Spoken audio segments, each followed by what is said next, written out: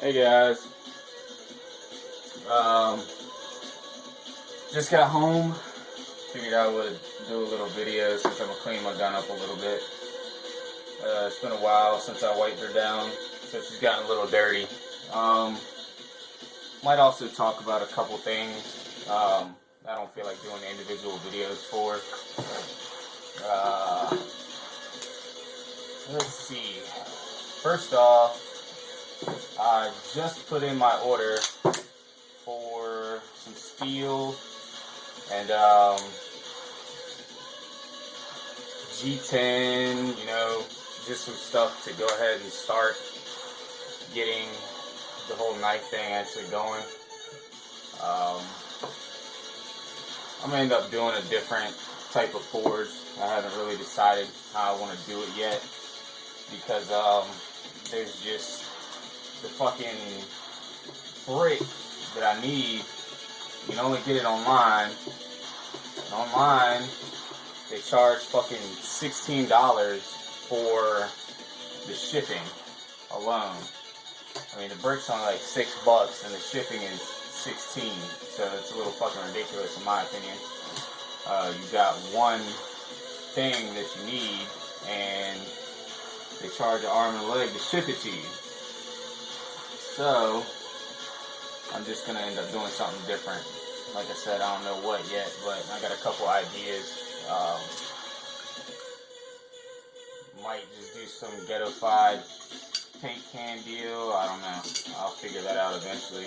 I might as well just start fucking with the knives first. That order should be here sometime, probably before the weekend of next week.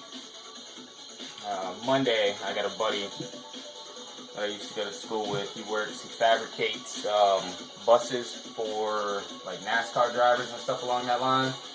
So he's got a bunch of scrap mild steel that he's gonna let me have just to play around with. So I'm gonna get all that on Monday. Then on the weekend, I'll actually get the good steel. So that'll be a big step up in the whole knife project. Let's see. Also, I did a video response a while ago. Well, no, was it a video response? No, I just commented on it. Urban Armed, he had posted the question, are you a sheepdog and why do you carry? I think I have a pretty legit reason for carrying. Sometimes I open carry, most of the time it's concealed carry.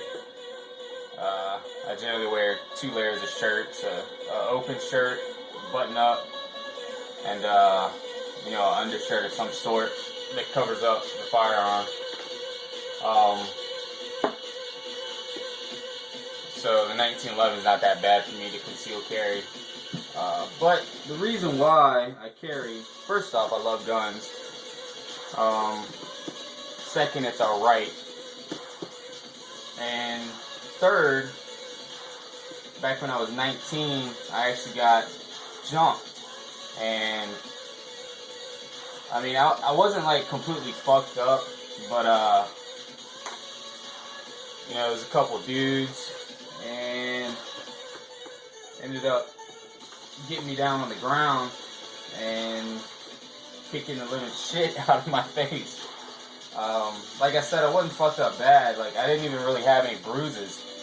I just had, like a little bit of a busted lip, some road rash from, like, shuffling around on the ground and shit. And, that was like the minimal damage. There were no bruises or anything along those lines. But the bad part was that I ended up getting my jaw broken in 3 places. And ended up having... Fuck. Sorry, it's probably out of camera, but whatever. might just leave it up there. I Loctited it last time. Yeah, fuck it. I'm gonna leave it up there. Jaw got broken in 3 places. It was here, here, well, here, here, and over here. It got broken.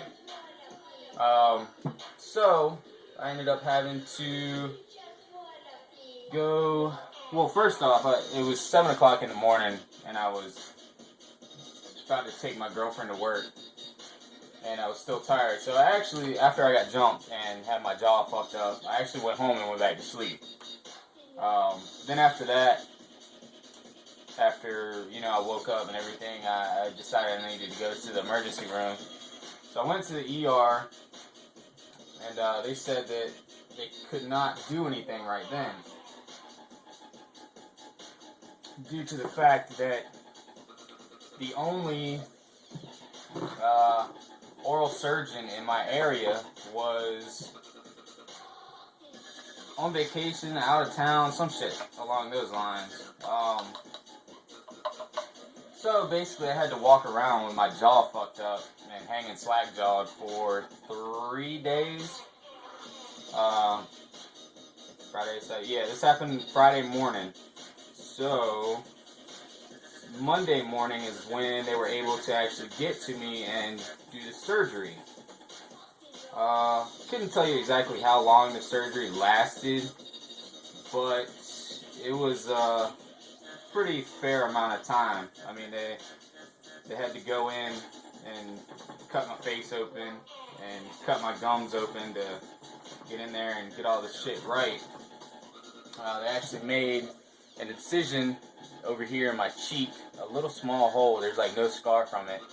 And then also down inside of my mouth, in my gum, they cut that open probably about 4 inches to get in there and get to the other side. But really don't have that much scarring from it. Like I said, the one on my cheek, there's like absolutely nothing there. But I was out for a couple hours doing the surgery. They ended up putting 3 steel plates in my face, which are still in there. I'll have those for the rest of my life in there. Then they ended up wiring my mouth shut, which took 8 steel screws. They put 8 screws in my mouth, all along my gums, screwed it into the bone, and they then wired my mouth shut. And I had to have that wire shut for a little over a month. So afterwards, after I got it all taken off and everything, I was supposed to go and do like a type of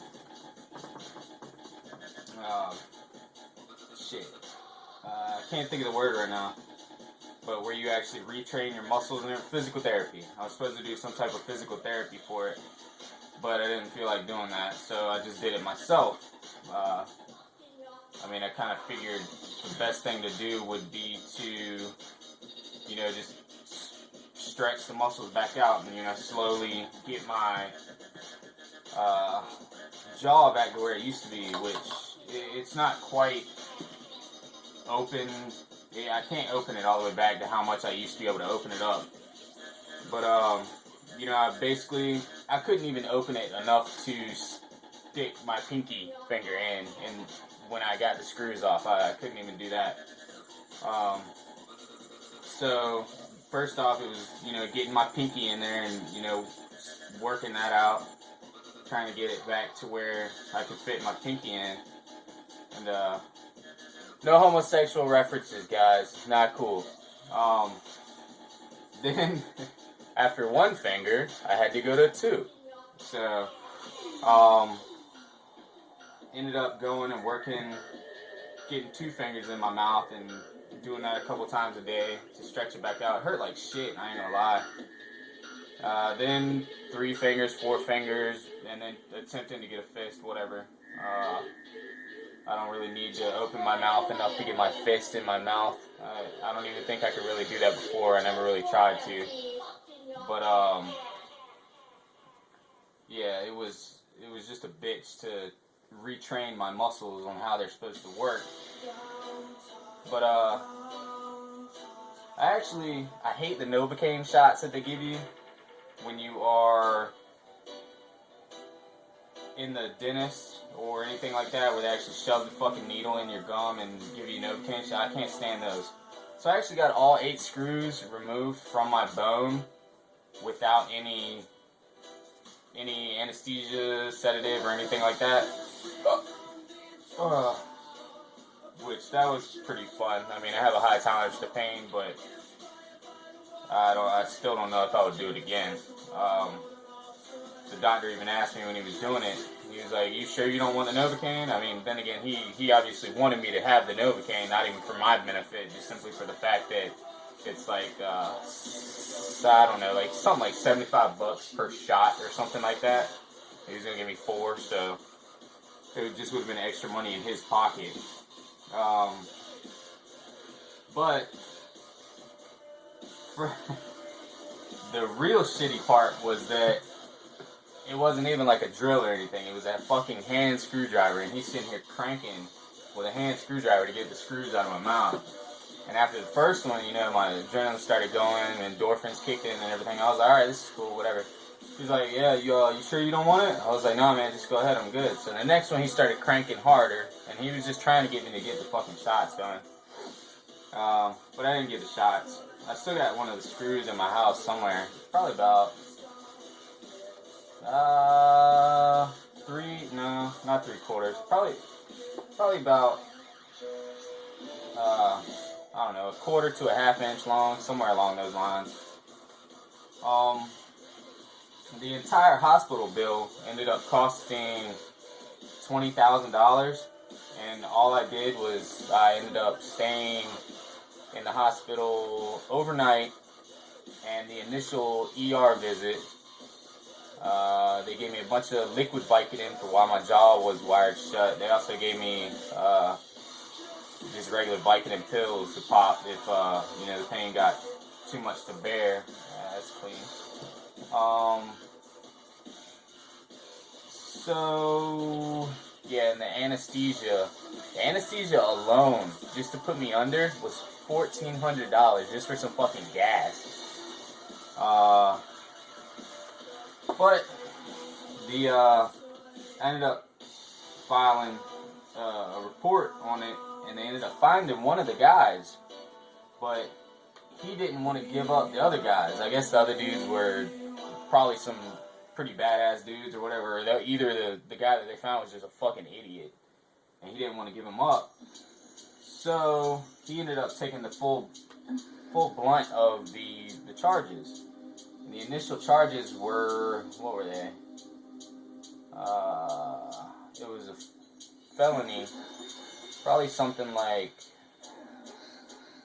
it was malicious wounding was the first charge. And just in order for me to still get a felony conviction, I ended up agreeing to drop the charges down to malicious wounding, which is like a lesser felony. But so he ended up having to, I know for a fact he spent 6 months in jail during the period of the trial, because the trial went on for about 2 years total. And then the whole thing, my credit was getting fucked, because I'll be damned if I was gonna pay for that shit. So 6 months he was in there. He missed his daughter's birthday, and he missed Christmas as well. But I know he spent 6 months in. Then I didn't go to the final hearing because I got tired of going back and forth and all this other bullshit. So I just told the lawyer, I was like, make sure he has to pay for my bills, and make sure he at least gets a little bit of jail time, because he was a previous felon anyway. He had charges of dog fighting, drug charges, drunk in public. What was it?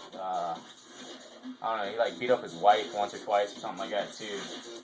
So basically, this dude was just a fucking asshole.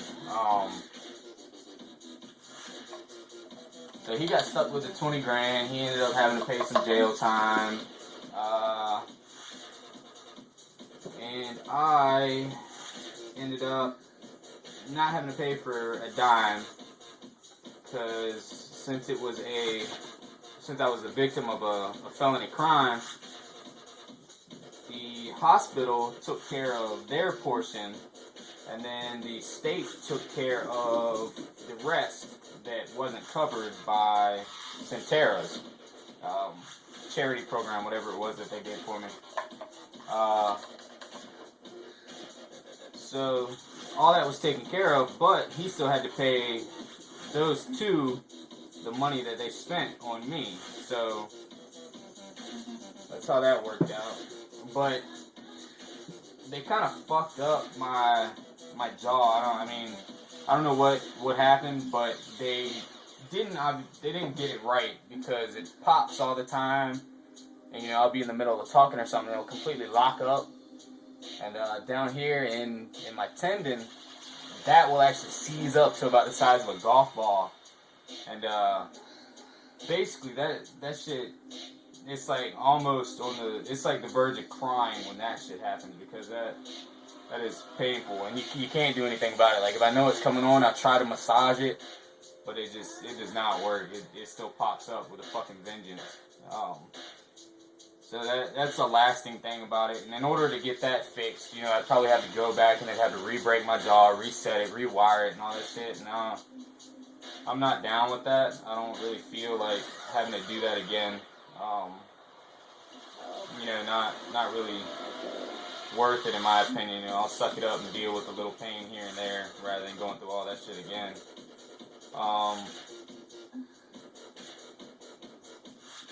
That's basically my reason for carrying a firearm. So if that shit ever happens again, I'm sorry, buddy, but whoever you are, if you're giving me a reason, I'm gonna shoot your ass. I'm not playing around, because I ain't going through any of that again. You brought it on your fucking self, Basically, that's how I see it now. If you want to do some stupid shit and try and hurt somebody else or steal somebody's shit or anything like that, then you get what you got coming to you. And in this case, it would be a .45 hollow point. So, that's that. My reason for carrying. And like I said, I think it's a legit reason. Maybe not the best reason in the world, but it is a reason nonetheless. Let's go ahead and talk about this baby. Springfield Armory Loaded 1911 stainless steel. I bought it on my 21st birthday at 10 o'clock in the morning when the gun shop down the street opened up. I was actually out there waiting for 30 minutes for these motherfuckers to get there so I could buy my first handgun. And I literally I had been saving up for months because I knew exactly what I wanted and I knew when I was going to get it. So I've been saving up for months. And I walked in with exact to the dollar amount of cash in my hand. Told them I wanted it, bought it and everything else like that. This one's actually stamped Geneseo, Illinois, with an NM roll mark. So this one was actually assembled in the U.S. the whole way. Obviously, it's not really made in USA. It is assembled in USA.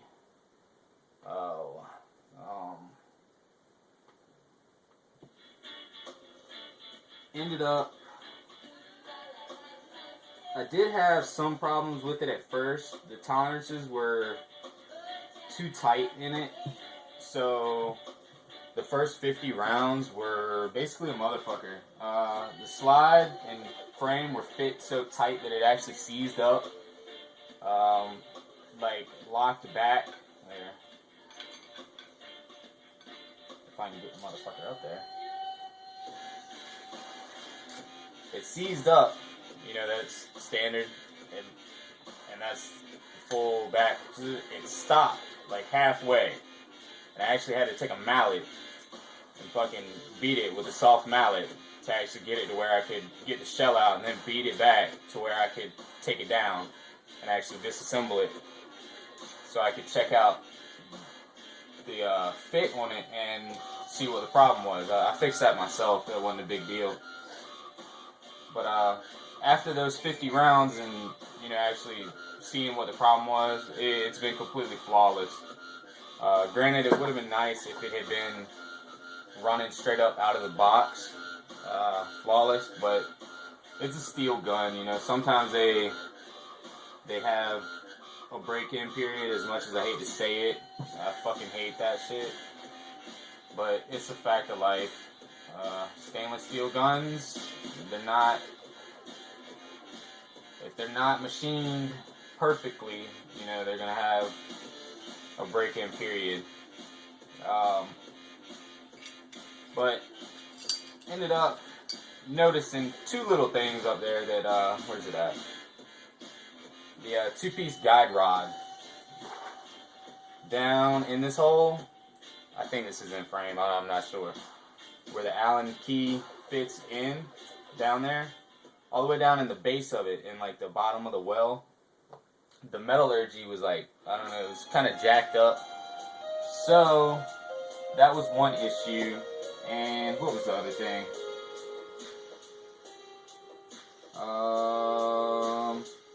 The hammer. The hammer was kind of cocked a little bit to the left. Like, it wasn't brushing up against the slide or anything, but it was just a little off center. It wasn't squared up perfectly.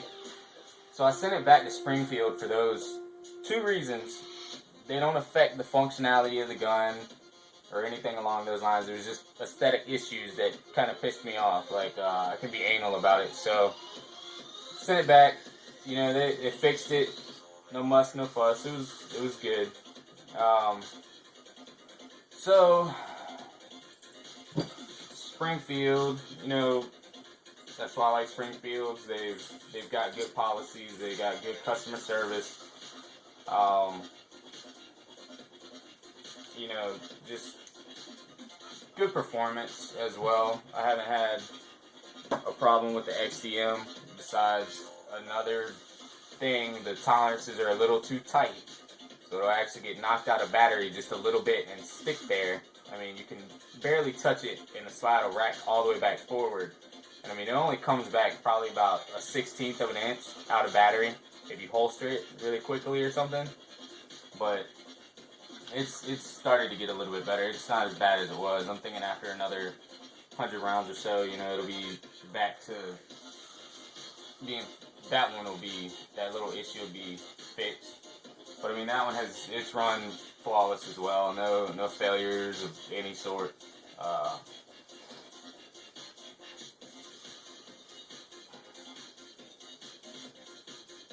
So Springfield overall, pretty good company. I've heard a lot of stories about, you know, somebody having an issue and, you know, they'll send it back and they get excellent service. You know, like in my case, I had like a semi-idiot scratch up there. Not even like a real full-blown idiot scratch. Fuck, I'm gonna fall.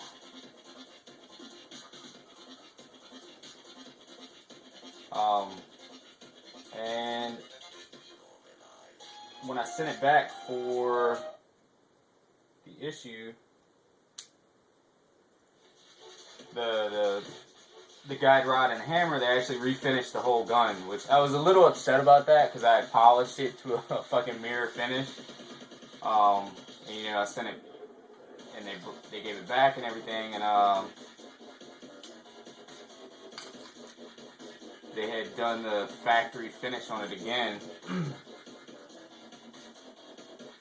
But I'm just gonna leave it like it is. I'm not gonna worry about repolishing it like that.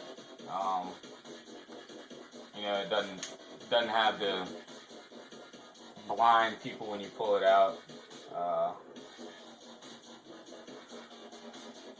Not that it should. I mean, it's pretty, but it's also a bitch to keep it clean. Because, I mean, you fucking touch it and it turns into a fingerprint machine. No. let's see.